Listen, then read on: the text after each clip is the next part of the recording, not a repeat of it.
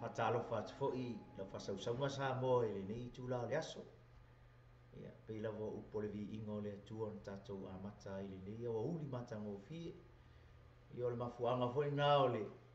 toe faauina o lenei polokalame ua faigoaina o le mana i le upu. Ia ua e le talitonuga. Ia o le upu lea o lo outou soifua ma o tatou ola i fo'i ma puipuia ai lo tatou ola o tatou iai lenei o laga ma lenei soifuaga tumu i faigatā ma faafitau. Ia i suafa la Iesu ia e matou te faatalofa atu ai loutou paia ma loutou mamanu. Ia o talitono o lē ua tatou toe o mai le isi faapopoga o le tatou polokalame o le mana i le upu. Fatai fo'i le atua ona o lenei ia manoa e maise o lenei polokalame ia maise fo'i o lenei studio ua faaogāina e kiliva aku ai pe pasi aku ai le upo le ola. Ina ia mawhai ona fesoasoani so se tangata o loo ia momia. Ia o taitonu foi a alu nei polokalame. Ia o le a e le manatu o le a whai foi ma whaamanuianga i so se tasi o maualo na manoa e whaalongolongo pe matamata i foi nei polokalame i lunga kako Facebook page. Ia mai se foi kako network. Ia o lo whapenao na luato nei polokalame. Ia ona o le naunau ta inga lama. Ina ia mawhai ona longo pui ali pea le afionga le atua ma le upo le atua i uinga iei pufa Samoa fu i kako masangi i mai ua leva ua nofo amu tala le ia e mo mia le tutu watu pea o le afionga pa ia le atua tupu pea lo fatu atua ala le tau longo i le upo le atua ia o le a saunia le sunga ia tavita se tatu te talo ia ona a mata i leo tatou polokalame i le nei au auli. Mātou vi io e tamai le nei tu Ta Isu. Mātou whaatai lo wanga le lei ma lo lofa i la whanau. A mātou ei le nei tu la le aso le li lo mātou tua wai si le fia le whaamoi. O mātou ei le li le fola ina o la upu. E leo se mea le li mātou te mai mātou te whaatanu ina tamu. Ai a mātou whaia le li o se vi inga i lau fio lo mātou tua. A lau fio la mataina le li lau whao uma lo mātou tua i mea uma mātou te whaia. Wai se o la whaalongolongo le li le nei tu la e ale lau upu lo mātou tua. Ia whapenana i le anganga o lau fio i mea uma lo mātou tua. Anga le la mataina se olo na whaimi ono o Iesu. Amen. Nene. Ia, Samoa leo o mātou fatasi foi lunga lau nei mari sunga ia afakasi ia mai se foi le sunga le ao ia tavita pule ia malo nei foi tangata ia mako ke fia la ma tu te fia au na mo o Samoa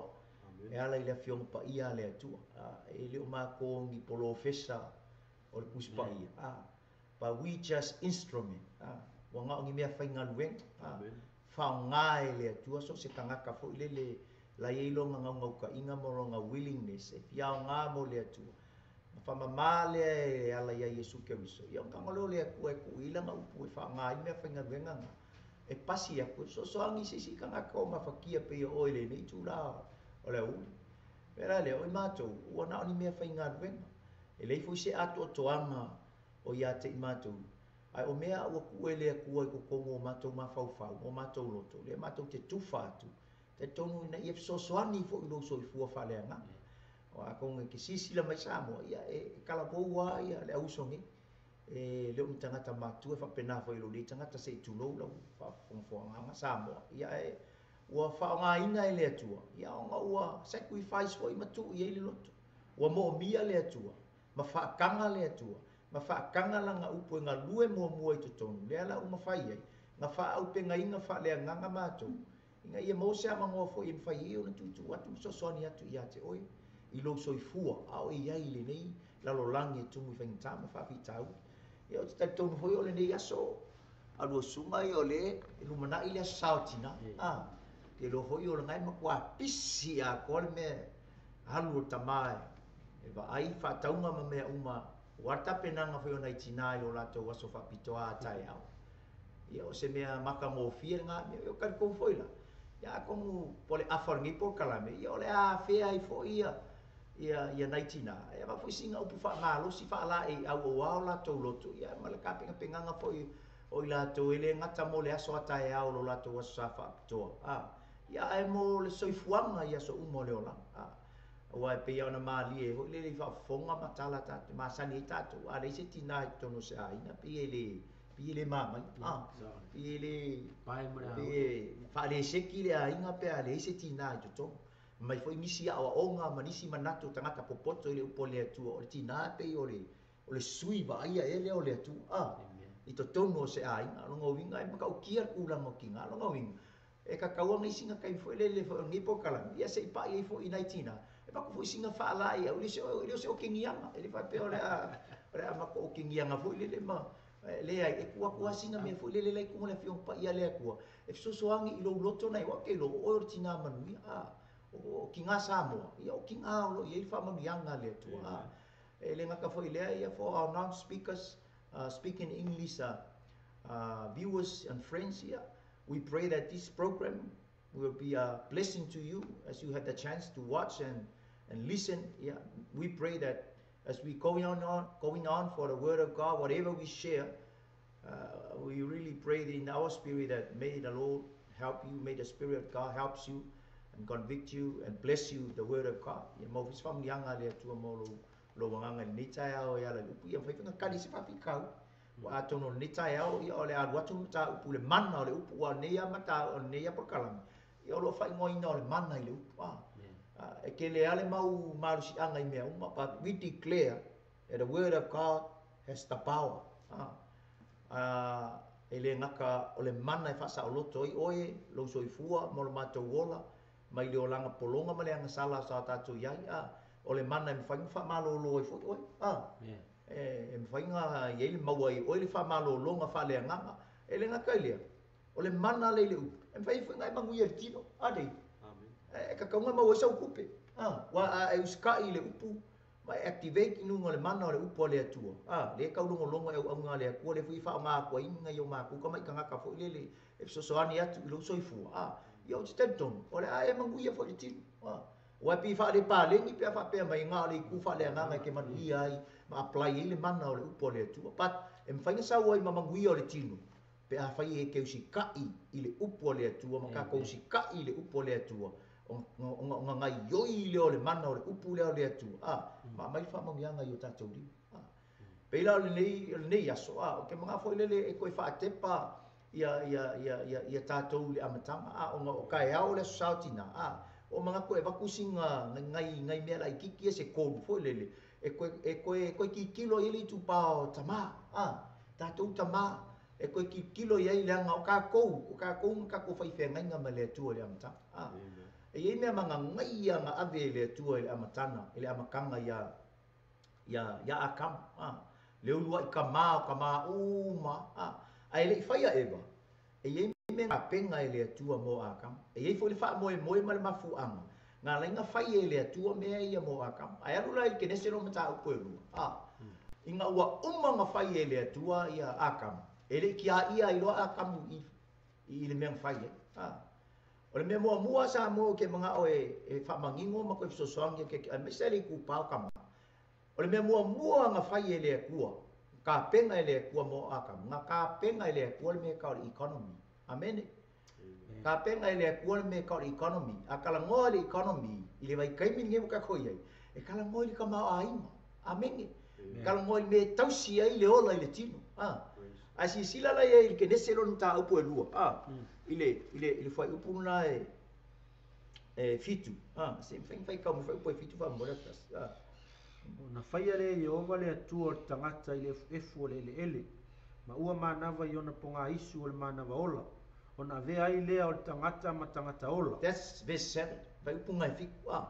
Ngau umanga whaia akam. Mai ngau umanga whaia akamu ma ngava i lea kua a vea loa akamu mka kaola. Whamei loa whai upu e vanu. Se veka whai upu e vanu. Ua whaia whaia i ova lea tua o le whatoanga i e tena i sa. Ona ia tu wina lea i lea mea o le tangata na na whaia. Wai vai oi. Ngā umma longa whaia lea kua akamu. Ka penga loa e lea kua le economy mo akamu. O le economy mo akam, nga whai e lea tua lea, whakoanga. That's where e whaalango lango e akam, e kausi e longa soi fuarti.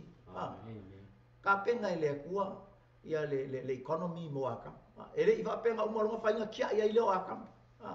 I ole me nga whai e. mai ngaua uma mangingo le fiong pa ia le atua fai pe valu fa mai ka ngololo le atua fai le fa ko ama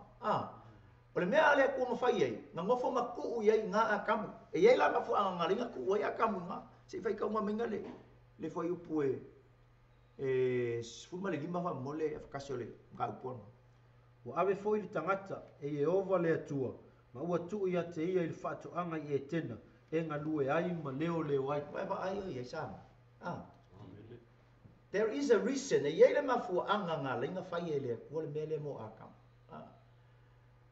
nga ka penga le atua le economy mo akam le mea e whaalango lango i akamu mau ailong ka mau ainga e ola ai le yangi kupe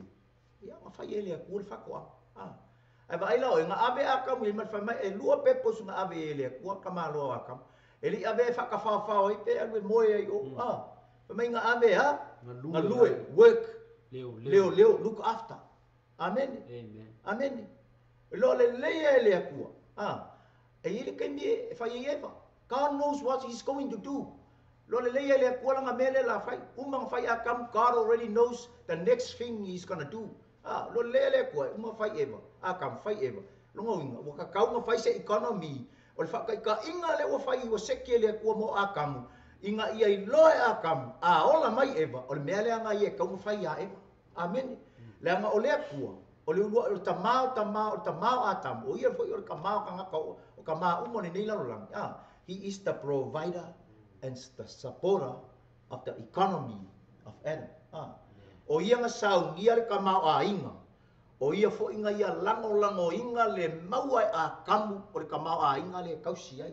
Le ngakala ia ia. Ar kaimio la fai mei eva. Kaimio la mau se la whangau. Kaimio la ia se la a inga. E kau mo misa mon me le ko. E kau mo.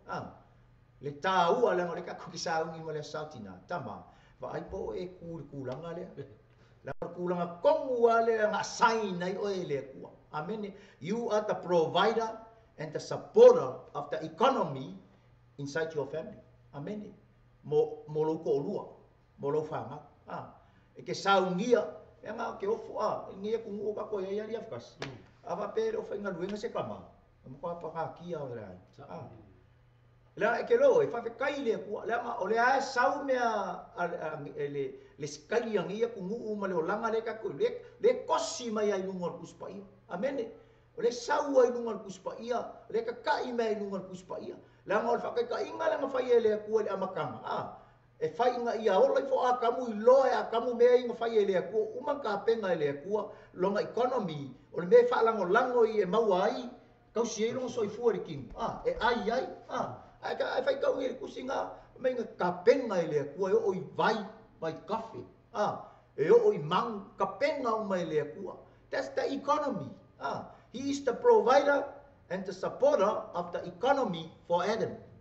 so nga fai le ku inga ia i loe akamu o langa me fo ile mai eva o langa me le kau fai ia i loe akamu o ia o le provider ma le supporter economy o longo o lua ai me so langa fa ngau pe mo langa fa o ke semanga ya se fa ngongo ke le yo kama le loa I don't know po wangalo misi ala ko le mele me fa ile I encourage you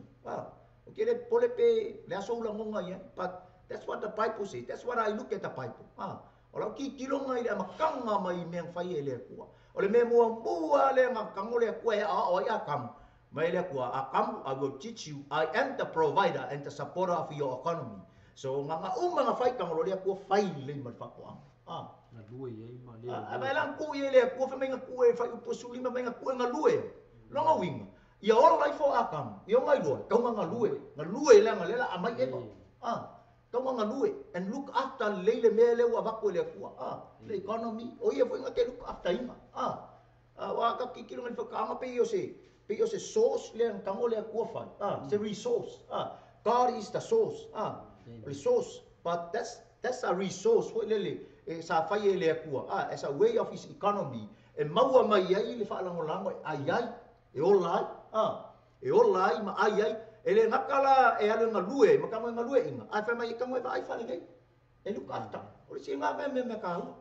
you know kama o oi ke look after inga le economy o lo ai ke ka mo take care le am I right ka dia oi pe la so lo mo ngai ka nga lu ka ma e ka nga lu langa elim finka ko ese male me nga mai le maka ba ai vai lai le sa nga le sa ye ia o ke lo ke le yo a inga ni e o ni ku ole finga lu nga ngai kama fa pe kai le ku ngai kama le finga lu ia fa kai vai le ku pe fa e lo finga lu ngai kama ai ke lo ko pu lo se kinga ale finga lu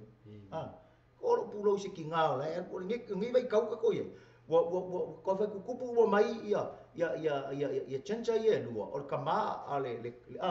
fi me yo mal me yo wo mai fu kinga ye bule manga o fo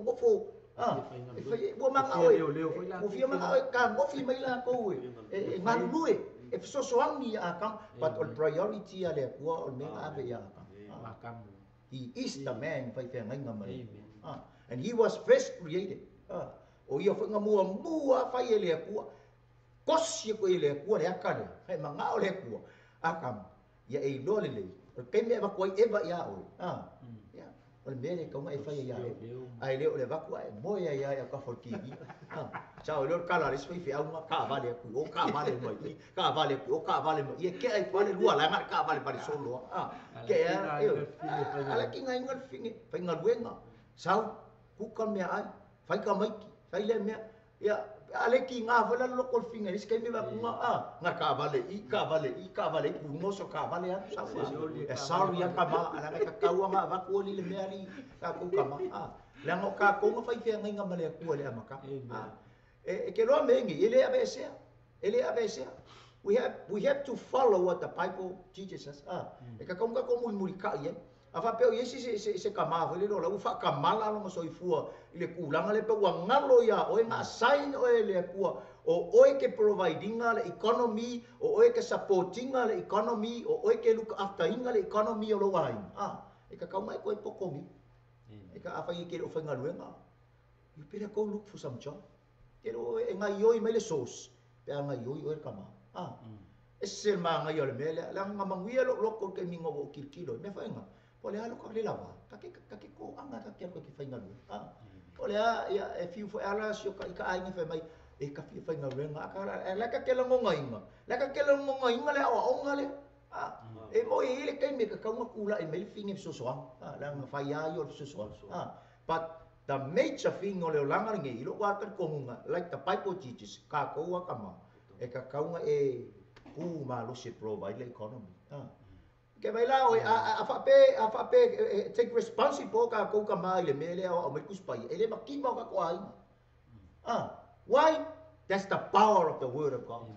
le ka ko ke move ai lunga le ke activate i lunga le ke sky le mele me kuspai la le me kuspai alo su sa ngwe ma wa ku pe fanga i lu ko lua lau fa ngau ma me fai le ko lua ai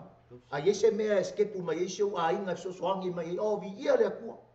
pa fe kai ki nga but the priority of the job male mele e kam fa memori ku la ngo kele kama fa kamala ka ka sa wa i kama fa kamala lo ke baba ai ei ku lo sa mo la fa fonga kama fo ngale nga e ki nga inga le ki nga me uma le ai e nga le o nga e le se pule la feeling but ela ku me so angi ya ki oi so angi ya ki oi la nga oi nga sign le ku you are the provider you are the supporter you look after you work your economy e ke nga lue inga lo economy wa ba ele me fa ile ku aka nga ku ko kongol fa ko ama mga fau ele ku le economy o akam ko e kamo male ku ye ma akam fa ye mal fa ko nga le ku you work and look after kamu ngalue inga ele ngalue inga ele ngi me fasi esa ele fua mai sky ele mele mo via le kongola o ngale mawale ki ngare lo ko mafakia mai ia o mafakia o ri kupa mai kinga ia ia ngai tina vai ola to mafafa ele la va kau ave mo mafakia ma venga kasi mafakia i mea o le olanga mele o le mea ka kaunga ku i ka mai ngalue ia fo ia le mele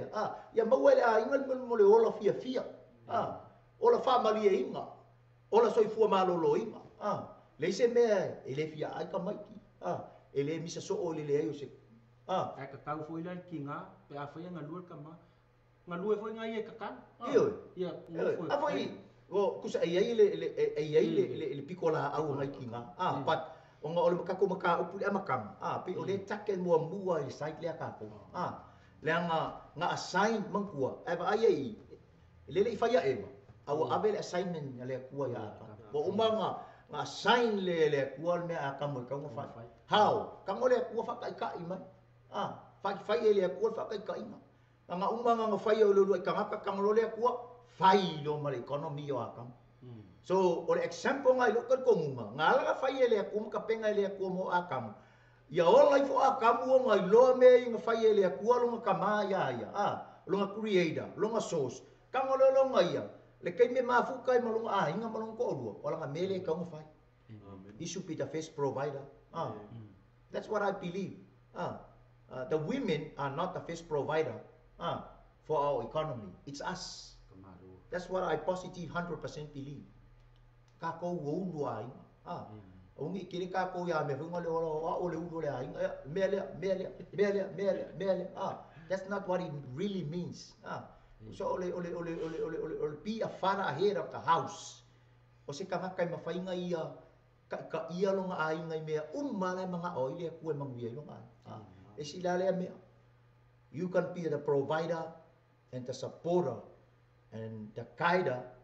and the worker of your income the income or the economy of your family o lo ai ia e ala fa ia ku ngai o ma ia le ka ko ke ngo for ngai ku o ngiu sila le pe o Samoa ele fainga lue ia ngai alu le makwa pingi lo fakoang ko le kalo me uma faile la tua se ku lo la fumoa fa mo ka sami o isi resources nga em fainga so angi le economy o lo ai ngai Samoa pe ale mo sa nga lue ngai ia lo fainga lue nga ele fainga lue ia e mo o ile wali i fo mo fa lo ma pepa fo ile can I have some coins I need help. Le lo ka sa ori samo. E mo kwa mo mia e o etama lo maka alia mo lo ko lo koilo a fai wo kaupe. Ye lo oi a fai fo kau fa vai vai e un sai se la ma o nga sign le ku. O nga sign le ku la wa sign le you are the provider and the supporter of the economy of your family.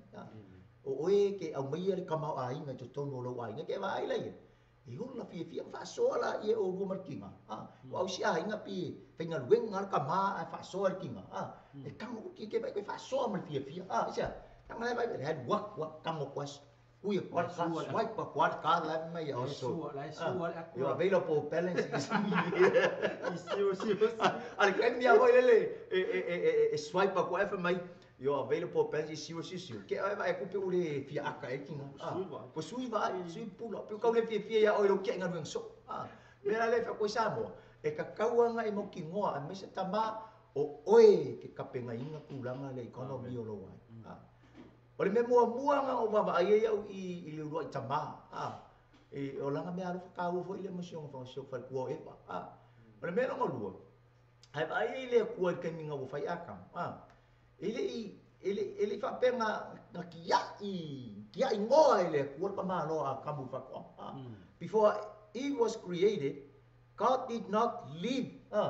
he did not leave Adam alone in the garden in Eden ele kia ia fa pengo fa ai fa kau ia la fa so solonga fo ngai fa upo e sfuma le iva fa mai sa uma kango le akua wa vaku mangu ma me uma ya akamu o le fik o le mafau le akua ya akam kango e fa ngoa kango e fa ngoa lo ngawinga o ia ka mai kia sa ma ngai le mafukanga le akua ma akam sa ilu fa perka ngi fo ngale sa socialize sama fanga kakala ngoa le akua ma akam they have time to talk ele fa penga kia you know o le sile me ma ngai ang kango le akua bali mai I mo akam manga ole akua e loa e akam o io le akua e manga ole akua e maua se kaini e fellowship pai ma akam kakala ngoa so onga ole akua he is the supporter and provider o le mele ka o le social support o le social support ke pela o le mele o le mfanya sa o le ku ka kala ngoa ma ka o le lo le ku mai eva e ka fa pe ngale me aka mo fa ya mo se kai ni ka kala ngoa ma eva social support aku mai le o langa ma le vai kau ni o ka ko ya wai vai mele fa i ma ku mi se ka ma o le se sunga e fa ngau pa ke ku wo fa ngau ka fa lo ke ku ke fo ko ka vale mo o fin au vai ku le ka va ku ri oso mai la lo ka mai ka ku ri la ko fa se vai o le pa ka o ka ma sa u le ka vale ku ri oso mai fa ka mai va ku o ka ma fa mai le ale ko mai le mau le ke ne me le ale o ngale lo ke fa ka wo mai le nga oi you are the social support and provider for your family aru ave lo fa ngau fa ka fa ave lo makua fa time out singang time out ai le fa me ka ku amisa ka ku sa mo ku do sa mo ai ka ku sa mo me ye fa ye nga u ya pala fa mai yo me nga pala ala ele ngi me pala ke ba ku si dia ku mala ri la papa e ku spa ia ya ka ku they socialize with their wives ke ba ile e maua ye eva maua ye eva le fia la nga fa pe nga o mala me le ku fa ya ka ele kia ia ai ngar kar kal mo akam ba ku mangu ya fa ngoa o nga mang fa nga ilo ma fa fa ngoa mang God has time with Adam he talked with Adam ai kilo fa ye kai minga nga sala fa mai nga fa longo akamu ile ku kai miangi maria isa vili o le akua he knows no winga pe for ngole kai mi masangi le e sa wile akua eva mai ma siasi mai akam ma fuka mai akam la filo ma kamu ngala wo akam fa nga mese pat o le mele point le ko aba o le mele nga lua o le mua kango le kwa o ya akam o ia o le economy support and provider for his family secondly o ia o le social supporter and provider for his family social supporter ro ngoinga ya lo mo se kai fo le alu fellowship pe makala ngoa malanga ba kala ngoa ma eva ke lori sino ke fa maungi ai sa kala ngoa kamu ma eva langa ke mangkua le ke mine nga sala eva e faile polo inga le akua ya akam ele ese eva ai sau le uru ai ngaka por ki apolo ya eva ai ka o ko eva le mela wa ngai lo nga mai le akua but she wasn't there it tells me ka o ya akam kala ngoa ko nga me nga langa sa fa penga umale relationship ale akua ma akam lai lo le akam le akua mai eva okay manga o ya akam that's how you gonna treat him be socialize with him o fa mamapo ke ako e mamapo ai kuli alo kuli mangu wa pe ngale o isika ma ya le so fuanga le orang isika ma ya ngale overwork o se wing fa ko ke va ya economy ya ngalo wa le ngalo overwork e sa fula ya wa le so kai mi ke socialize ai fa fa ngalo ko ru ngalo sa wa le umiang ai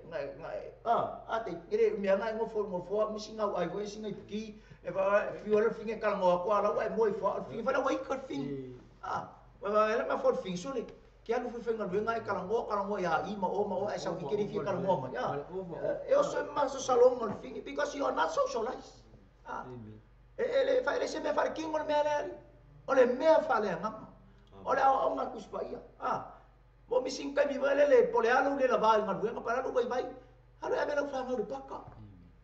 ni ya kungu o sabo ye le ngame ale o ngi kam ki fa fo ka fa la ko la pe ma o ka fa ma mi no le voli me benga ngai ngai sila esel fie lo ko ile sistema le kungu ngi ai fa ka u ke le ya la ko le mele o le socialize me fa ngai ke vai me ye fa ye le malo la ko ke ka penga inga le me e o ia ino me o ma kua ma la ko a inga ma fa ngau e o ka fao ma enjoy ai ma fai singa papa kiu yo paka ka fao ngai ka maiki and they get happiness e healthy ai o la ko loko mo la ko ma fa e fia ele o la fa ngo la ngai le manga o le ko e o la boring ka ele menga lenga mga ole ko socialize ma ka ele mga ole ko lonely ka mga o ye fa ko anga le fa ya so esela ka u me peong kau fai kalkalaku. Ele ngaka ele ole si me kaua. Ole si la me ma ngai au ke manga o share. That's the most important thing. Ole me muli ang kapenga ele akua mo akam. Ole me ka ole spiritual support and provide. And he provide. Ngai mawai ngai i fai upu ngai e fiku. Maka upu ngai lua. Ti fai kamale i fai upu e lua. I fai upu e fiku vambole. Ona whaia le i ova le atua o tangata i le efu o le ele. Ma ua mānawa i ona ponga isu o le mānawa ola. Ona ave ai lea o tangata ma tangata ola. Si mai le fai upu e iwa. Ua whaat tutupu ina fo i ova le atua i whanua o la au uma e matango fia i vaai. E le lei fo i pe a aina. Ma le la au o le ola i tutonu o le whatoanga. Ma le la au i loa ai le lei ma le leanga. Ia, fai kau whasa sora ia. Fai upo se fulu. Fai upula e se fulu. Fai kau mali fai upo se fulu ma le ono. Suma le ono. Ia. Se fulu ma le fiku. O ia, se fulu ma le ono ma suma le fitu. O whetala ia tu fo i ova le atua i tangata. O loo whape atu. O la au uma o le whatoanga e te ai ai. A o le la au i loa ai le lei ma leanga. Aua e te ai ai. A wā o le aso e te ai ai. E te oti ai lava. You see, this is so important. Ngā wa uma ngā provide le kua le economy mo a kam. And he supported. Provide le kua le social support mo a kam. O le mea longa kolu ngā provide le kua and God was supported that seriously. O le mea ka o le spiritual support. O le kulanga whaleanganga. O se mea whaleanganga, o se mea paia, o se whakongunga ngā ave i e le kua. O le mea lea, e whasavali ai le o langa o akam.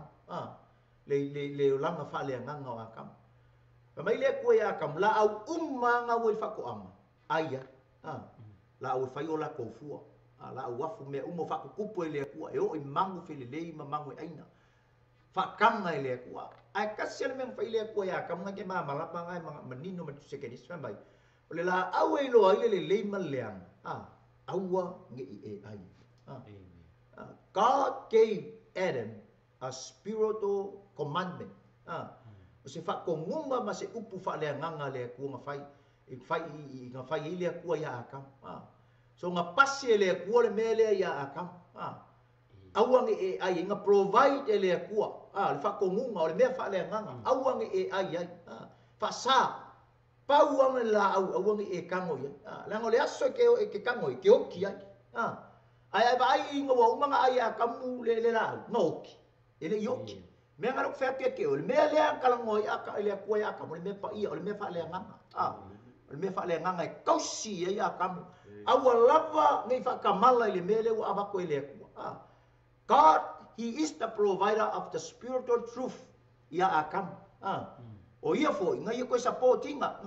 Support le kua. Adam, don't ever eat that one. For the day you're gonna eat, you're gonna die. O le aso ke ai, laso ngai ke oki ai. Ai. Mai le sau ka mawa inga, sau le socialize with ai mai le famisia le ko le me ka ua le. Le me le fa le nganga, le me le fa le nganga po se me wa ko le ku ka nga kausi e a kam se me pa ia. Le me leo ai lo nganga, le ma le aso fa kamala. Fa me ole a oki.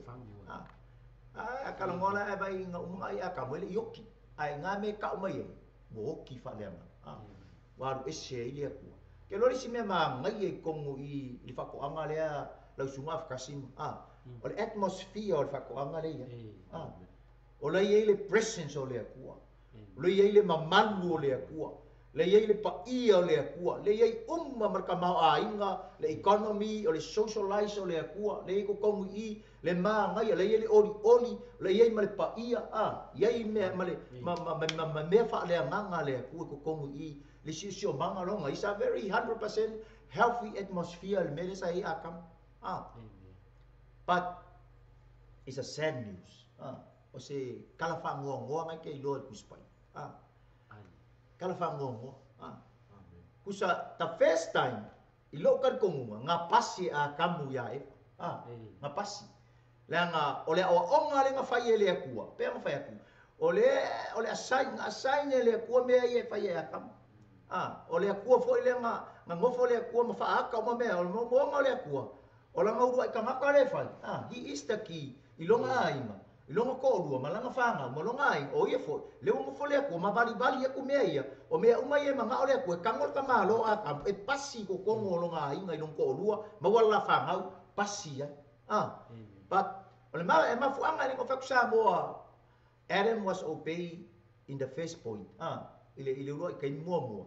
Le nga e fika ye maka upo ko. Fisidi, fa fenga ilo eva. Le fa kongunga le kuang fa mai. Eva wasn't there. Eva wasn't created. Nga kamu le ye kai mi le. Ai fa mai fa kongunga le ku ya kam. Aua ni ai le la aua. Ai saule fa le meka upo ko. Ai sawa ria le mai ki Apollo po le ngaka. Fa mai ki Apollo ya Eva. E mongi nga fa ya ku le ku. Se ka fa ka mai kala e. Ai kali e Eva. Fa mai kali Eva ngai meka upo fa upo ko. Ia. Ole fua le tali e toi le o fafine ile ngata. O fua la au le fato anga mate ai ai la. Ole fua le la au o tonu le fato anga. Na feta lai mai le atua. Aua mate ai ai, aua foi mate papa i atu ia nei mahoti o fesili. Nga iai eva le kaiminga mai e whakongunga le akua i aka. No. Ngai mangingo i maka upo e lua. Nga ole urua i ka ngaka nga o a kamusa i le kaiminga. Ai saule ki a Apollo e whemai a eva whemai eva. Nga whai mai le akua i ake i maua. O la au uma, i ngai kau mai e kiau. Eva knew something, Adam told her. Saso. Sakalango, ngapasi ye a kamu le fa le nganga le nga mai le akua ya. But the sad story, if you continue on chapter 3, fa menga nga nga ai Eva pasi aku ya akam ai lo nga akam. Ele fesili le akua. Kuai ngalo ya akam. He is the provider and the supporter of the truth, of the spiritual thing. Lawa ngalo ya akam in the second time. Wakas wai pili ngapasi akamu ya Eva ile luai kai. Le ngai lo Eva ai nga o mer kai mir fa fika uli man fa soso. Nga di liu me o Eva o malo ki Apollo pongu ku akam. Kama ku makam pu ulo ma. Mal fu le la. He wasn't thinking the first. Fa melo ma fa. Ya me ale ma fa ko inga in the first second. Low. Wa lo ma fa nga sa kama fa pe akamu. Sa kama mang ku akam le ai. O umang family ko e kia o fo ka mo o le mo providing le mele ya Eva o fo ka mo supporting sa ka mo pasi me fa pe akam le ai Eva le ai uma family ko ya sanga ai la that's how you support the truth yeah o ka mo me singa me ngon ngam how many pieng ai ngai fa pe ngai ni vai ka ma ngai le amakama vo le ngari ma ngai me va ko kama ki ma nga sawar ki nga la nga masiyang filosofia bo le sikai kongi mai nga kongi me fa long ku ma lo pe ma nga ya ko abo lo ai mo fo nga le ko fa le kongo le kai pe le ase se nga male mele ya akam ba ya ko fa nga ki kilo nga pasi mer fing ai fa ka wo so le ai masinga mingu ke si ko ma fa ko inga o ia he is the provider and the supporter me ye upu ye lu eso ke ma fa ka wa ya the provider and the supporter. Ele ngaka o oe eke kape ngaina. Ma e avea to tonu o loto o lua maloa inga malau whangau. A oe fo eke lango ima. Langa ye ke mi e mawhai e oe ka maanga e avea. Ai aku lai mai whawhi ka uli ma ese mai le sound le whai mai e tina la inga nisi kaimi. Ua kua kulo oe le lango le mea mongi le ngai avakua. Awa e fo la kui o le mea le mga oi le kupala. Mea ngau ke mga whakaua ia te o tama matina. Ni a mesa o tama. Not only you are the provider of the spiritual truth in your family, but you are the supporter. Kele yo me whapengale kukupu kai mingi. Kele ya. Take mwhainga provide. Ai le supporting mai isi kai. E provide. Ai nga oso mai a whapikauli. Oso mai mea whainga kanga. Nga ai a kua ua. Fefelo, la filo, le manga o lo support, sola esse, alo va pe e sa ofo si fa fin, e sa ofo si ma koai, Kele mea, au kalakala ngai whakaiingo mea ia makwai, kele o mea. O ki kilo ia iai, e leimo whaka ua inga lea o onga lea. Ta mā, ia e manga kua. You are the provider and you are the supporter of the truth in your family. I lau ko lua, ma lau whanga. Langa o e ngā rua whaiwhia ngai ngā malea ku. However, he was created to help Adam. Ma whai e lea kua fisosoangi a akam. Ngā rua whakasi ma akam. But the key thing, o mea uma ngā saine lea kua mo akam ura makam. So, a whai mai la si siwa li liu lea kua, ngā ingo mo lea koe au ngā me. But I tell you, the Bible declare God has no change. Lea i se li liu titi o iei lea tu. E le li liu lea kua. O aka ma mea uma i ngā mai lea makanga ke longa. A wha vale i o kakou ai. Ngā i oi leo le mana o le upo lea tu. Langa o mea kamo lea kua e wha aka i kokongo lea ingo a kamu. Le urua i kamao le lalo rangi ngei. Ma le urua i ki ngā le o langa ngei. Inga ima whai. O ngā whai e a kamu i kokongo longa a inga. O mai ma le la whangau. E whi ola fia fia. So if you continue on le kala lea, ngā kuli ese lea ku. Abe ese marisi isi o manga lea ngai. Ese a, o whakau waa i ala ua. Le mea wha lea nganga po le mea mongu. O whakau waa, o le uskai la ua le spiritual truth. Ma vai lai, a whakamala fo i otama. Ola o lea kala mea senga whai fo iso wai. E keu lo loko. Kalango fo ia utina. So se mea ma ke kalango ai, i wha ai fio, i lau wha alongo i le musmusunga langa pa. Ia ma le mea lo ke wawai au lea fio pa ia lea kua. E kaungo kau kalai au wha alongo. Kere ke kei o supporting. Ke ngofu ngofi le mo kalo lea kua i se ava ngoa. E me whainga maa koe ka kalangoa. And God will never let it go. So soangi mea lea kua. There is the time. E tena around mai e ki ngā kalangoa mai. Sau kongu ai le mea lea e mai e lea kua lo. I le whai e le masoro. Amen. Ya, kua kura ava ngoa i lau sunga whakas. Pe se mea mana ia fo i ke fia whapopo mai ai. Ia au kako iei fo i lungo ia mea ua a mata toi tato ko kalame. Ia ma kako wha solo solo koe ala. Ia nisi mea ma ngai ua ka penga mai e lea tua. Inga ngi ke ua wha pea sisi solo. Ngo inga la o ka maa nou. Ala laku le upo le atua le taimi nei mo tātou tama. Ia on kako sau maalia e ala ia. Te le fo ia o le mea ka penga mai le upo le akua mo kako kai korua. Tu loa inga ia mawhai o ngā maua se a inga manuia. Manuia i totonu o le mamanu o le atua. Koe manuia i kokongo mea umae o le mea leke ke dua lalai. Po ringe ia kungu, po sisi fo ia kungu. O lo mo sia ba ngoi ke fa fonga mai. Ia tu la no la tunga kas. Ia pe se me ke fia fa popo i tu sai mata so por kalame ni ia o. Ia fa tai e sunga tai tai mo. Ta ku mata ngo fio ta tu tala no i fo ile ni tu la le au. Ai pe lo ke kau mau ku pe nga mau mai la u sang wanga ni. O le ku ele li liu. E ku mau. Amen. Amen. E sa ole usala ka ko ke o ai ile ku te mi a o langa fio nga pai. O lo amai yame fa mau yame langa le moli mau ele le moli mau le sai e fasku e fa mai e mangu le mutia e to ulu le funga a o le fionga lota to e ku mau le e fava amen e mangu e le funga mukia a o le fionga le tu e ku mau e fava ma o le fionga foi le ku e va kanke va ku le mano sia ka ku ka maka ke ngalu le moli mau foi ya le isa e fasku markas manga ke va ku le mano si ie ele ise malos a ole ele ise malos nga ke fa ku ke le inga ia le malos si vai e va ku le malos ie e va ku le malos ie le ise malos a o e wala ise malos nga ke fa ku ke le inga le malos si vai o la ko ele ingi malos ai ko fa ku ke le malos tamba io po le alo vai nei e va ku le ku le malos ia ki oi nga ke fa ku ke le inga foi lo malos pe a fai wa e vai pe mai pa u kau lele e ki nga inga ma ia ko in a o e fa kali e yo fa fo winga no la to fa fo winga le malos le fionga le ko kau karsa o mai le upu le polo misia le ko le ele pelo le ko e fa ma un no malos fa menga fa ku ke le inga lo malos o e fa kali yo va fa ku ke le inga le malos a fai fo ngoia al malos nga luai mawal manguia langa le kau kala fo le fionga le tu no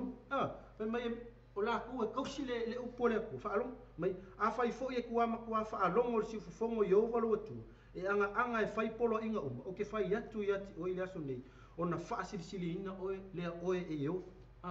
anga le fionga le tu ia e anga ma e fai le mi kongo le amen me ma ko fa sili inga o le ku i ngu o malala e ma nga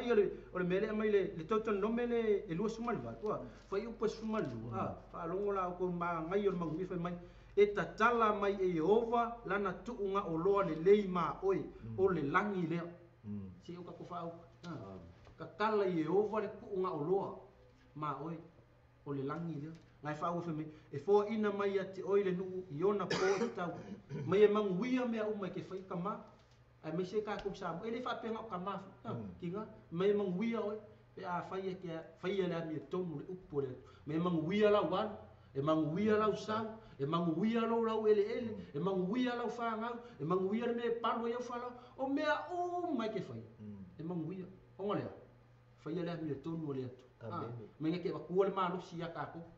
kako kama se o kako ke wha vai oi kako ko ia kua e mai le malo se wha fowing e pe kako ai vai a kuro wha loroa au e pe ai wha pe ngai wha fowing o le malo si o kako ke li si ako i o kako whai alea mi tonu le atu pe yo nga mali le amakanga mai ele amakanga nga ave i folfolanga e leo e nga lue e fa pe nga fo le ko ngo ya ka ko timing lo ka ko ka mai ka ko nga lue fai ka ko ai fai me ka ko ke lo ko ye fai mo le tu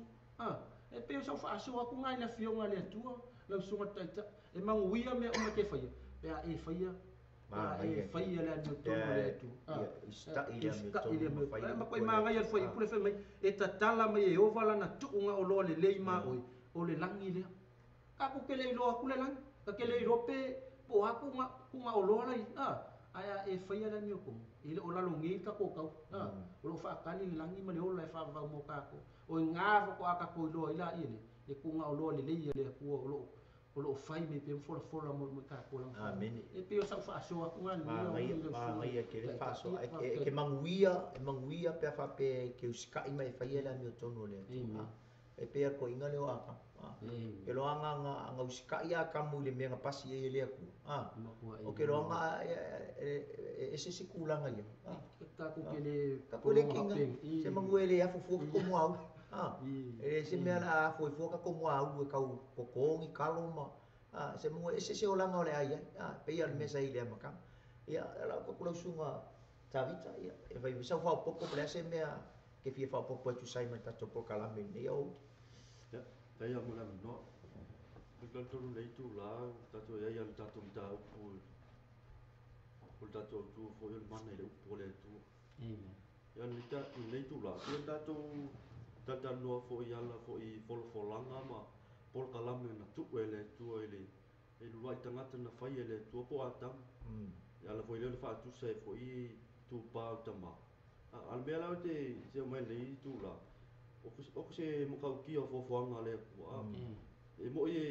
nga ku e o fa ia ka ko e me nga ku ele ku o ka ko lo a pi ka ki I ska ka ki fai ai ola ula fa ma lo si o nga le ya le tatu po kala mea fa fonga mai foi malu so tatu atu a tonu na ini ta masa tu o ele toni folanga a tonu foi ni ta masa avele toni fa alinga o ani besa wala au ile tu e fa nga ile so I fu ma le ola au na ile tu ala tu te le fa te luina po ngai mesa la tu te le la tu te le I fa longo ile upu mala to sta ile mena wala au ile tu e fa nga ile tanga ai ola ula so soani mala u fa malo si fo ya le volta to ko kalam mo mele tu si a peter mo peter ta ko lu alo no fa u la lu te fi au mai e te so soani fo ya le ta tu ta ku fa pe mai fa pe yo tama me fa to a fa na mai e na o to ile so a susu ele sui ole upu ina yo to tu puai o ka se ma ngai yo upu ma fio ngale tu pe fo na mo mau ya ma fa so fo ile le uso foi after si dei tula o mea o maua ta pena le tua o le tonu le fionga pa ia le tu o mea o mau fa ta pula ai le tua ta tu te o na ta tu fa ia fina ngalo le tu al mea mana ia lo te fiau mai fo me nau nau a tonu nei se me nai nau nau ia lo lotu tatu va ai fa ngata male soi fuanga lo i tonu lo o le langi nei tatu ai tele o me tu tatu va ai wa oi vai to ala fiau mai o Yesu al te mi tatu te matala tatu nau nau do pau ale le me ta o tatu te nau nau o le upo le tulanga le upo lo i le ola amen o le upo e manuia te tonu tatu ai a tonu foi o le wa o se amatanga fou foi le lo langa o le wa fai de ai nei o se amatanga fou bo se lui tau foi le ya le amata ina ma le foi na foi o te tonu lo wai na ia tupo foi la fa na o mea uma e folo le upo le tualanga sia o mea uma o folo ele e fa tau lu uma ya te tatu mena ma nei tatu da upo le nei tai amu isa ta mau o lo sta ai ma fai le lo fina ngalo ye ile tu amu ia sta mau lo ngalui pio me ta wale el tatu ngalui me tatu fai le upo le tu e manu ia to no tatu ai pio sa u pa e tu le al tatu ta upo le nei tai o le nei tu la ia na Samoa e fa fonga mai nisi fo io mana tu fa alia mai fiong pa ia le tu nisi fo io solo mato fa tolo tu le nei tai me tatu por kalame e le ia se me o isi o lo au ngala vai to tonu o le manuia e ka kaunga mau i to tonu o le ai pe fa pe e fa savali le ai ma i le ami o tonu ma le upo le atu e kele me ka kasi le kongo le fiong pa ia le atu e me fa fa savali le ai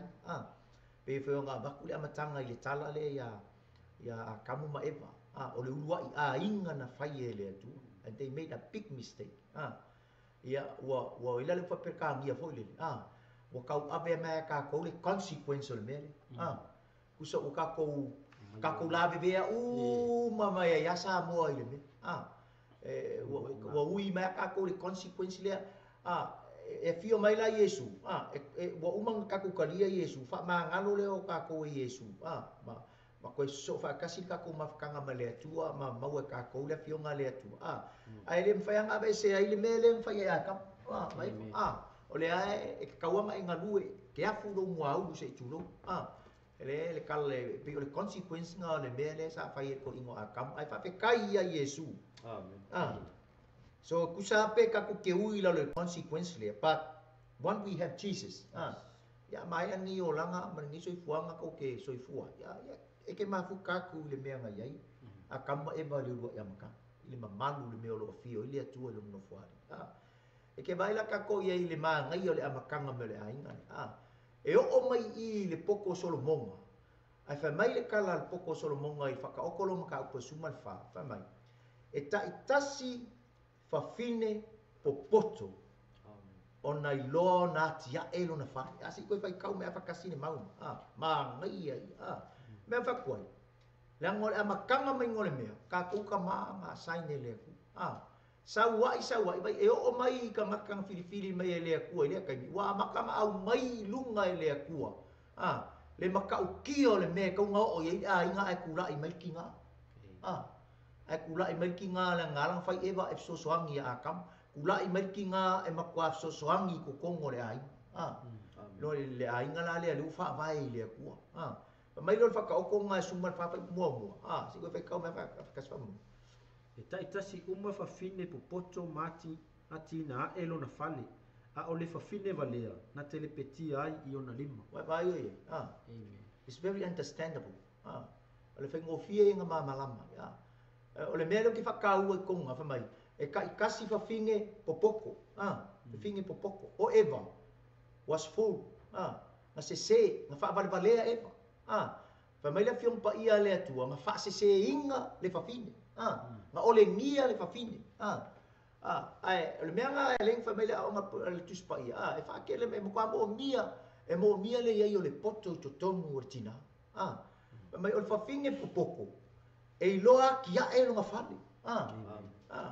a kau kala i longa fale angama kau kala i longa loto mo na ola fale angama e loa ki a e longa loko na ole fionga pa ia le atua ole me fale angama a fa makala fale angama a kau kala le fale e kau kala i le tu fale angama kau kala i lo soifua fale angama fa mai la ia fa kau le fa mai ole fa finge poko e loa ki a e longa fale angama akau kalunga longa soifua fa'aleagaga lona loto longo ia ke ia mea lelei loto lelei e kusa ma le kua i ngā moagagaga le fa'alupe i lako o sui va'ai o le atua i totonu o se ai longo ngai kauagakangia mai le poko o le atua fafinge popoko ma ko e le se ngo menge e lua o le poko ma le atamai e ye le se ngo upu e lua o le atamai e fa petangi e ina o le knowledge so lo we lo your knowledge about something lo wa kamai wa e lo po lo sila fia i se mea o le mele o le poko o lo we lo fa nga le akamai le wa ya oe e lo apalai sa e lo fa nga pe ya le aonga po le alo poko o inga mai ko inga fa ilonga PWD PhD master degree po le alo poko o ku mo lo ma fa if you don't know how to apply po le alo kama that's no wisdom la le onga ke le lo apalai ke lo sa ma ruenga ke fa nga ruenga fa pe nga ma me fa le nga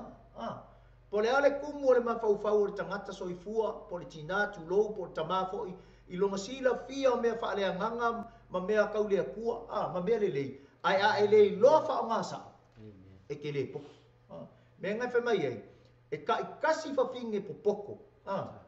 o gai loa kia'e lona fale a le fafinge valea gai femai ai ale le fai upuga femai e ngofo ma koe le pekia longa fale i ona lima lominga e ngofo ai ma koe fa'aleaga ga mea e fai koe fa'aleaga i lona loto e se ngama koe nga fafinge foi le manga ia yongi me ka mo fai mai longa loko manga o ia koe fai ai koe fai ale mo fa ma koe fai le me koe fa makanga ia nga me nga fai pe singa mai mea koe funfulu lele ai lunga o ko se manga ia nga me fai o koe o ki uma le ka mai funfulu lele pe sa kai nga Samoa me nga le fa mai le poto o ko se manga ia le me ka kaunga i le tu pautina ia ka kalfe ngai foi ala ngai ko fa kule makanga e ka kaunga ko wa fe fo i le mo tai au le sautina tina ma ngai e le pol poto solomon me ka kasi fa finge popoko lo ngo finge fa e lo fa ngale le lo le wa lo ai se me no to apply pe ngo fa ya e se po e se le ka mai ma le poko li si pa ka inga o le mea ngi o le se sen e fai nga e lo fa ngale fa o le ka mai nga so knowledge know how to use the gun le pokola ia e lor ke mi fa nga sa oi ma me ka fa nga ka i fa ku lo sa mo e le fa nga i se ka nga fa ka inga me la nga ka poko ma ke lo fa nga le me la wa nga lo so fa pe nga fo la le o nga le poto solomon fa mai o fa finge poko e lo ki ya e lo fa o inga e lo fa lo nga lo ka penga lo nga lo ia awange koe a fo ngi olo pala inga ina pe koe le pekia awu koe fa'aleanga ngai ia wale ke va ia ifa mai o le fafinga o ia nga ke akia ele pok o ia fo ia nga ke koe le pekia nga mele le i onga lama lima mai la le ke le kai mi fo le sa la sa ungi po asa e ave le fafinga le o fo ngi o ruta e fai mangava fa mai nga ami le ko ingo po asa ia ko inga pe ko sfulu o mu o sauka o mai ngai fa poko mai makamaka o mai e mori mauinga le sai nga rima le la fai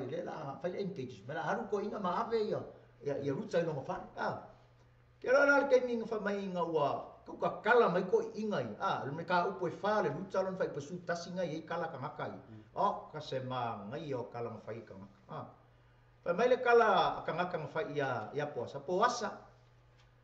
ole e alu ma ave ina le ngā whawhinge i lo aina ia whaapei le whawhinge le nā o lea marasela sala ua tia le a inga o Israel o ka se māngai tika whai kauman luka long kau koe whawhai koe sukas Wai tau mau e fole whai koe sukas o fai mai le tangata o mai sai le whai toa toa ma toa ina o moli mau lava i ai mai mātou ia avea i ova le nei whawhini o lea walu i le ainga pe o Rasela ma lea sa ati sa tia ele ai no Israel ia malosi e frorata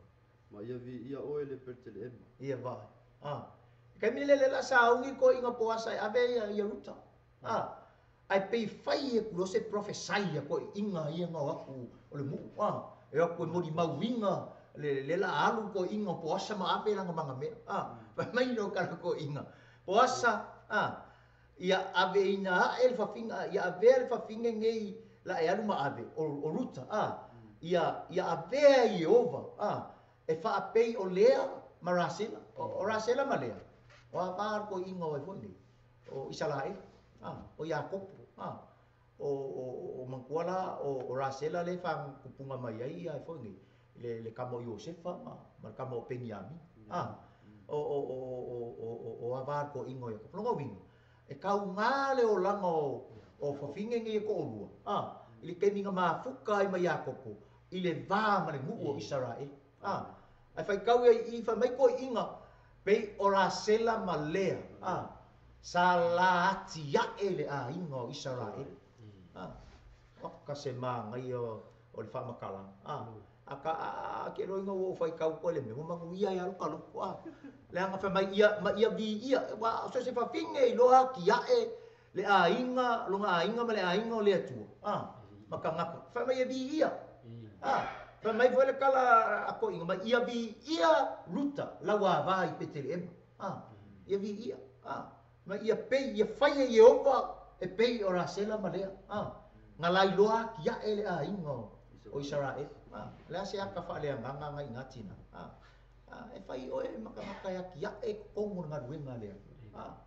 be o se tina me fai nga e ki ia enga ngi me le le to tono le inga le tu la ngale mai fa ka inga i tono tina ni ke vai le ma ngai o le pise fa manguia le wa baku e ko inga e ko inga ya poasa ya ve yo wala wa ba e pe ora sela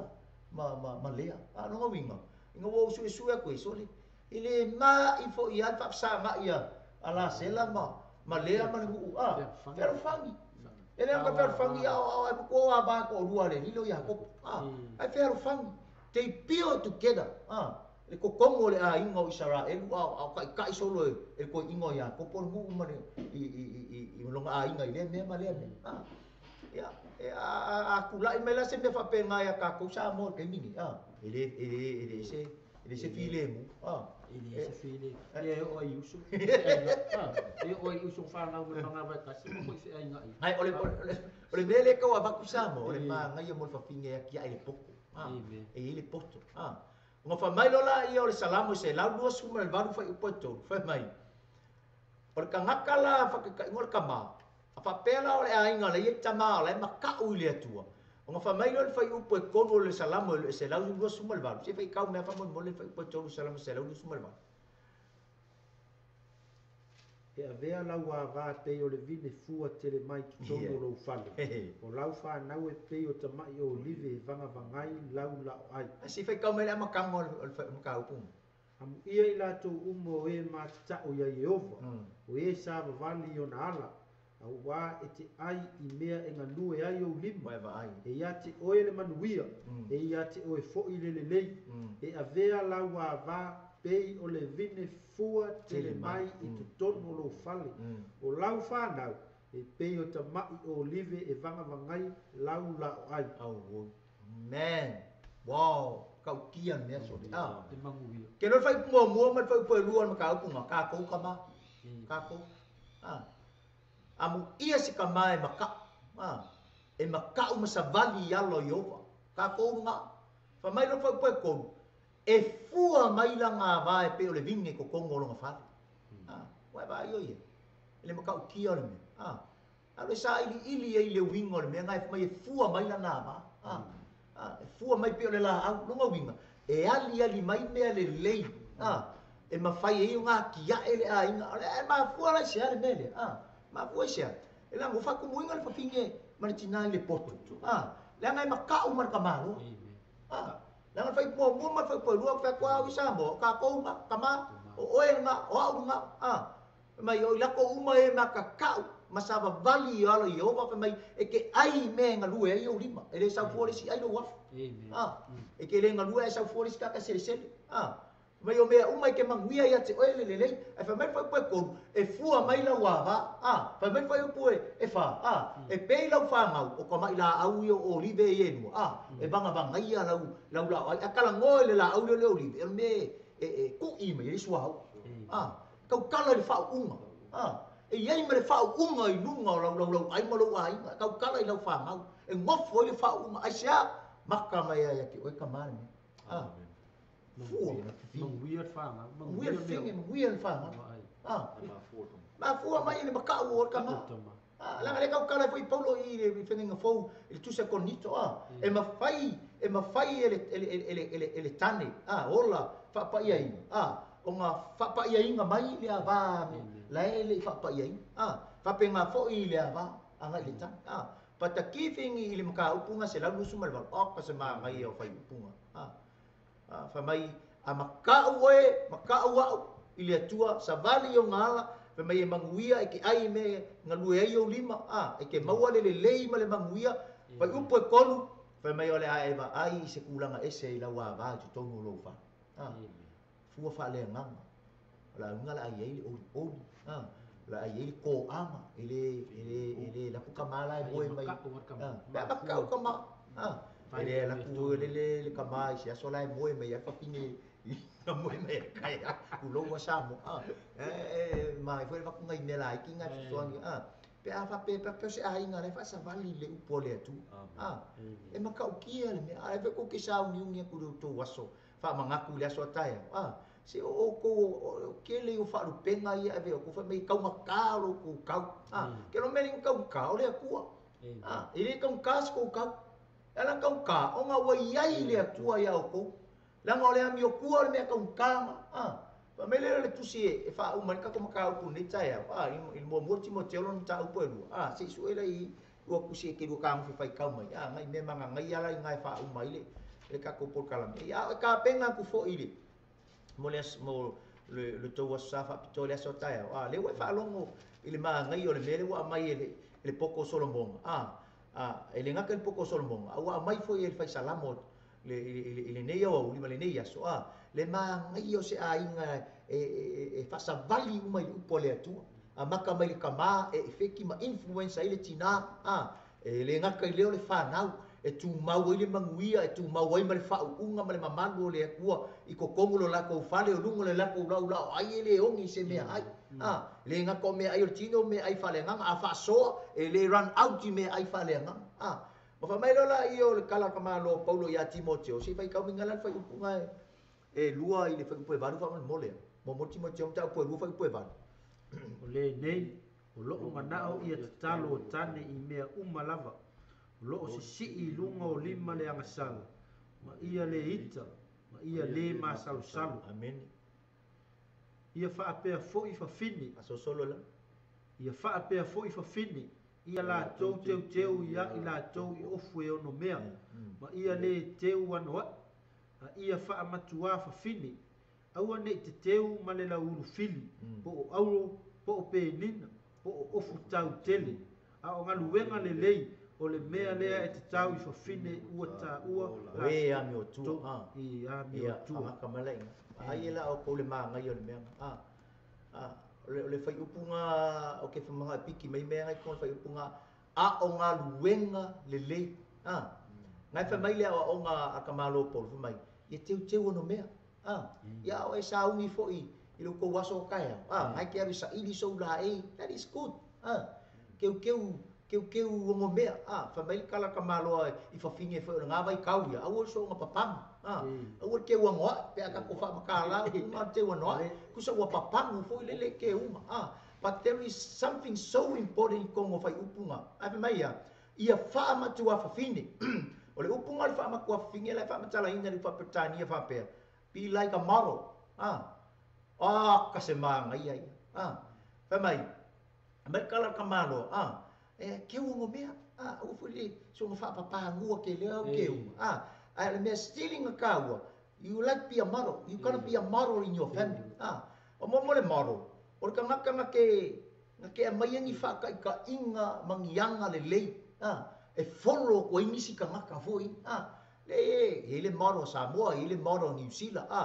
le maro la le kala ngo mai Paulo e Timoteo le maro fa le nganga o e tina o lo o le fa ku inga la o le poto mangaluenga le lei ngai ka ua mai nga e fai ai o e maro e mafainga fa ka ia ku ai si tina to tonu nga luenga le atua poko kongo lo wa inga ma community ngai ke ia ele anga ke uma ele fa pele anga ke inga nga vai kau ia ke mi nga kusi Paulo inga vai Paulo I fa finge o le kalesia le wa vele kusi wa ova papangu ke le fai ngo ke uma ai le ai mangi nga luenga le le o fai that's why nga kusi ka malo ya ki mo ke vai o le le tina o le kalesia fai ke fu le o mea o ke wa ai fa makua fa finge no winga pilai da maro inga ia mafainga la ko ka ia ku misiki nga ile ami o le lei ma ia la ko faia nga ruenga le lei vi ia ai le tu ia ma vi ia foi la ko ma pe o kala le nga fai e ko inga ia po asa ia vi ia ruta I petere ia wa o kala foi el poto fa mai o fa finge ia le po fa mai e vi ia lautani le no foi e vi ia I lautani e vi ia I lautani le na no foi e ali mai e le poko ma le o le fafi ia tina ia e ka penga ku molo ko waso fa pitoa tai ia ngau ku aku singa sosoangi le piong pa ia le atua mo ma na ia ke unga mau sangi unga ngai ka penga ia ai fa mai le piong pa ia le atua pe ona fai kau inga ku o nga luenga le se ko fai kau me fasikala o nga luenga le o le mea le te tau I fafine ua ta ua la tou e la tou e a mi o tu ka ulo finga mi o ko a finge fa finge la ua maka finge la ko kongo le ola fa ke siano wa lo le fionga le akua wa maka u le atua wa lo su ska I long ko lua mai la ia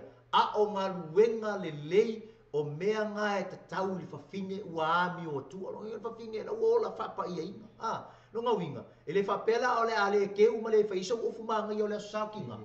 ele fa pela ale fa inyu ko kalinga aulo ale winga le o nga ka malo pa ia fa kele lo ka mo fa inga luenga le lei more than what you are prepared to wear tomorrow amen pe ma ngai ke le kusile le ka ko nga o singo ko e fa popo tu sa mo ma ngai fe mai e foi upo e foi mai ia fa pe foi fa fine ia la tou teu ia I la tou I ofo no mea usara o le afu le ofo le ava ko ia ka mamo e tina mo kai po o lau fanga pe ia ile ali malie ia I lo ai au ke ia vai le ko mai le foi mai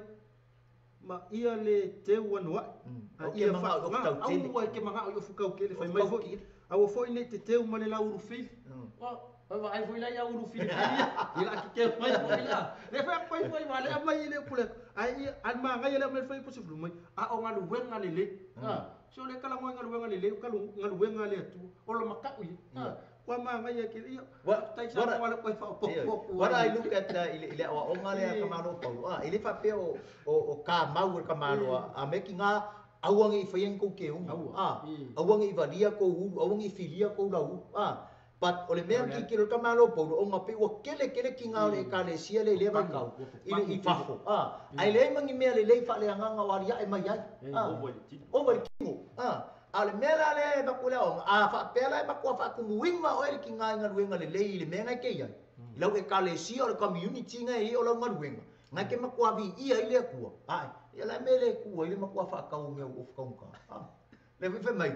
ki manga mai le fa so sunga kas le fa ni me aba ko ko inga fa wole ma wole ofu ka ngaka le ngai manga o le fe mai fu ki manga o si ofu ka ngaka kam ka ngaka fu ngai ki ngai wole la fa so ko inga manga mai ofu di masela e ola ye le so fo ke e lua misa ngai wole ko ngia pian ka kopi me o ma fa penga e apa ngai mai tono le poto le ko kongia ti o tina amen amen yo ke lo se me alo fa le ngol po kala me mo to waso ile o le hani wa ba ko ile tu ya oe fa mai le ya le fion ya le akua fa mai o le loto malie ma le ani o tua o le oloa tau tele le longa winga e ka ka ku le malie o lo loko ile akua ma me o fo wa ye ko ile akua ya oe ka ka ngai lo me ai ke manga o kau kalinga au lo me mai ka ko ke mo mi o foi au ia fai le me mga o si ko lu i tuara ia fo au lo kau ka kili so kele fa pera la fa ya ko la mu ka mai o fa pera ngai e kele le me ngai la we akang ka mo e fai me le mo tina le ka fia but o le point le ka wa ia fa kele inga luenga le lei mai to tonu ia te o tina o le poto o lo ko mawalalo o lo wanga malu o lo ususta i lau tani o lo fa alo o lisi le me ka ua e se le mangai o lo o inga fo to tono le mato ma tanga o mato ia i le vau ngari ia i loe o tama ia i lufi fa alo i tina la ngale fe mele o nga pete u fe mai o to tama i o ko ngofo ma le poko ma o to tai to lua ia so uma ia hapa i le hapa ia i lo hapa nga isi ko nga po kalame nga masing o fa along oi fa mai ia alo fa tu ila ko ko raisa alo fa ku la ko pai koko le ele se apa menga ele ko ko raisa mangi ko pai koko o le tangaka nga kamole kua fili mo oi e ka kaunga e fa alo fo kaunga e ave ile fa alo ave ile fa e ele si kai e ka kala e te vise me o e ka fi fa popo mai ali fa uian ta topo kala mo mole le tu la lau fa lo mo fo ile ta tum ta ko ile fa mo o ko mo ile ko ki ya le upo le tu la pe ta tu fa lo mo ya o te lo ne vai tau ya o ne vo ya so mo lo sa pe na ko fu tina mo na to sa to ata ya o le sia tina wa o le ma fa i lisi me luma au ma fa ia o vale te un el tin al meta wa ia ta pena le lo loto va no le lo loto vale un pole tu o ngan be ia pena foi mai tala tu spa ia de tu sia pete ia na le o sua susu ele suia o le pole tu pe sa susu ani na ma lo ia na o e fa fonga mai foi Samoa fo ia misi fo nei tina malava tama mawale vano wo mai masani ni po kalame ia tantono se fa poponga nga tatu po kalame i nei taimi ole aso ia ao ta pena fo si o tatu watunu ia wale fa na tuina ole aso ata o isi e kalesia o te logo mai ao la tu waso tina ia sa tu nai ia ai o te lo e kalesia i fo si o mato e kalesia ia ole aso ata ia tanton fo nga wa ba ku se upo to matau ai ma so ani ia te oi i tapenanga o lau tapenanga i fa kele lau tapenanga i mea lelei mai tu tonu ia te oi au i ke amo kele fo i me fafo pe ia ona matu i sunga fo i tamane ia wa mako uma o kama e le si o le wali ia 5 e kama uma o umanga matui le mama uma fai le tautonga le foi la ola fa tama le foi la ka uma fai fo i e fa fo i ola uolanga e fa savali le upo le atua i le fa wai tono a inga i le vama tai to lua ina ia mfai na ho o se a inga manuia e ma wai se vi inga le atua pe fio na matu le nei taimi ole aso ia ole alaba le mea ua o fo ina e tamare a inga e mise fo i o na i o walo ia pe ale upo tuspa ia malie lo loto i mea ua matu ia mo se vi inga le atua i lo loto i te kapenga mo ata e au a fai fo ke saungi ke la unga kai au tono to e kalesia ia le fa unga le atu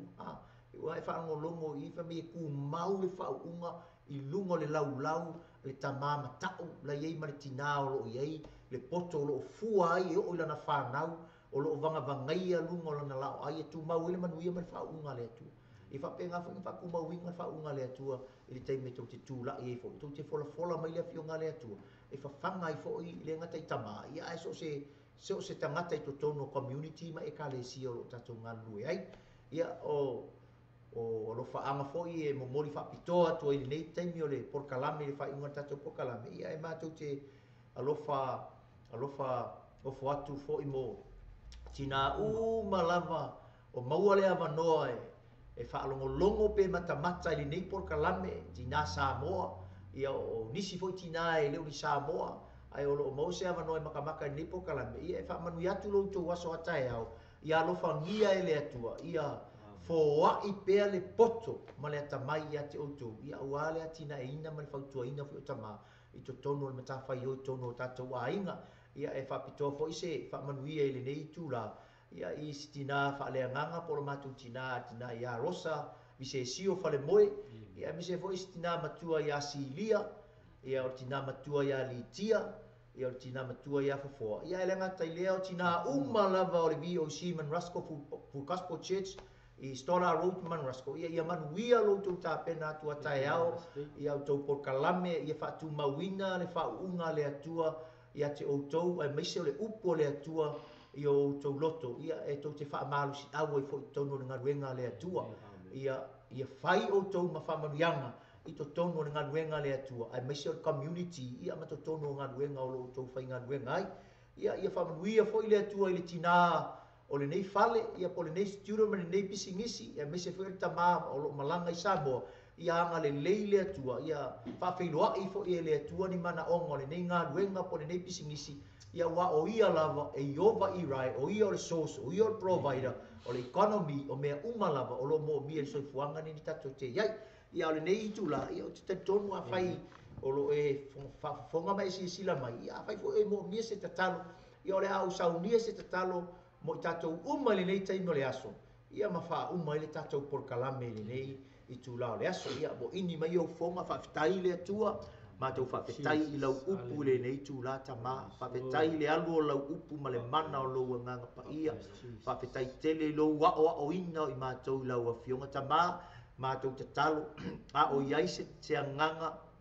ua lawe ina e lau upu le nei taimi, ia iai lau wha manuyanga, ia iai o a aoanga le lei le atua lo mātou tama, mātou te talo whapitoa fo i le atua le tama, mo tina uma lava, o Samoa o le asauni e whamanatu lo lato waso atae au ia whaateleina la ua fionga i totonu ia te i lato i le poto umalava ma le iloa ma le matau ia te oe le atua e whaasilisili lea lo mātou tamaa ia e anga le lei ia te i lato tamaa mai se foi tono tina so mātou e ka le sia mai se foi le tina o le nei fale le atua ia e anga le lei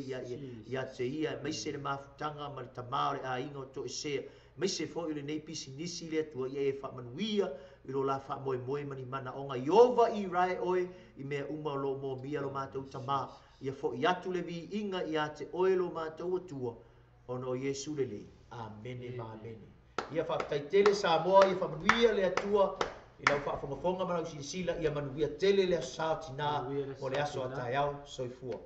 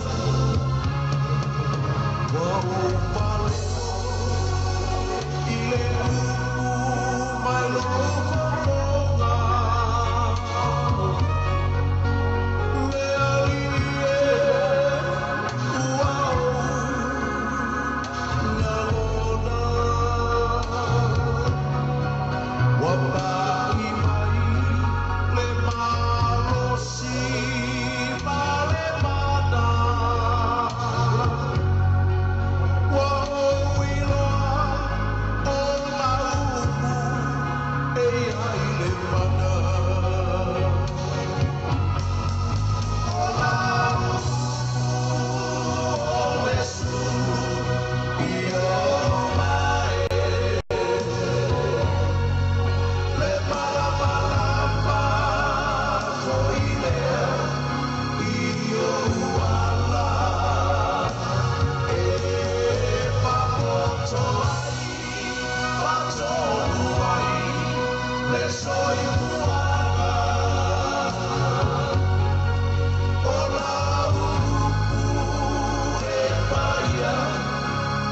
ai le mana